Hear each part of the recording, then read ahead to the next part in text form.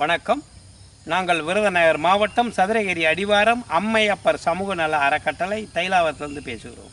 எங்களுடைய நோக்கம் ஒவ்வொரு நாளும் ஒவ்வொரு விஷயம் சொல்ல வேண்டும் தான். இது விருதுநகர் மாவட்டத்தில் இதுக்கு பேர் கொளிஞ்சி கொலை அப்படின்னு பேர். இது காட்டு உரங்கள், நெல் வயலுக்கு உரமாக போடுவார்கள்.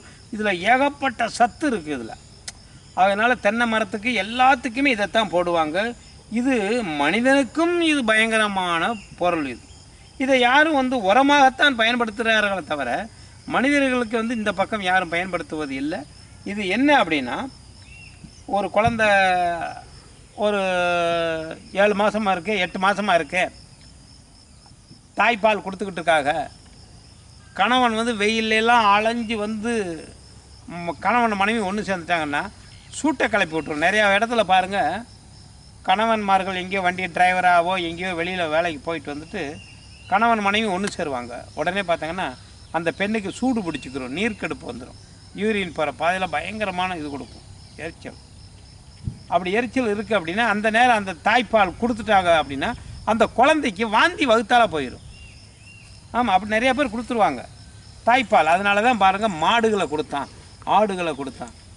அந்த பாலுகுடி மறக்கிற வரைக்கும் ஆடு மாடு ஒன்று சேராது. இப்போ நம்ம டாக்டர்கிட்ட தூக்கிட்டு போயிடுறோம், அது யார்கிட்ட தூக்கிட்டு போகும்? இல்லை பிள்ளையவே அதை சாப்பிடு இதை சாப்பிடுன்னு எந்த மாடு சொல்லுமா? உனக்கு வகுத்தால போகுதாடையே, ஏன்னா ஐயோ என்ன வகுத்தால போகுதாக்கும், நீ இதை சாப்பிடு அப்படின்னு மாடு சொல்லுமா? சொல்லாது. அப்போ அதனாலேயே கடவுள் என்ன பண்ணா, நீங்கள் உடலளவு பாலுடி மறக்க அடித்த பிறகு முடையடிக்கும் மாட்டுக்கு, மாடு முடையடிச்சிருச்சுரா, மாட்டுக்கு பிடிச்சிட்டு போடா அப்படின்னு சொல்லுவாங்க. நம்ம அப்படி இல்லை, பகுத்தறிவு உள்ள மனிதர். மாடை பார்த்து தெரியாமல் எந்த நேரமும் ஒன்று சேர்றது, விந்து விட்டவன் நொந்து கட்டேன் அப்படின்னு போயிடும் உடம்பு. அதனால் அப்படி வரைக்கும் இதை வேற பிடுங்கி ஒரு சுண்டைக்கு அளவு தட்டி நல்லா தண்ணியில் சூடு பண்ணி ஊற்றி, தண்ணியில் சூடு பண்ணி, சீனிக்கல்னு ஒரு கல் இருக்கும், அந்த கல்லை அதை உள்ளே போட்டால் சொய்ய அடுப்பில் வச்சிடணும். அந்த கல்லை நல்லா கங்கில் வச்சு, கங்கு மாதிரி ஆன பிறகு அதை தூக்கி அதில் போட்டால் சொய்ங்கன்னு ஒரு சவுண்டு கேட்கும். அதுக்கு பிறகு எடுத்து ஒரு சங்கு குழந்தைக்கு ஊற்றி விட்டால் வாந்தி வேதி போகாது, நின்று போயிடும்.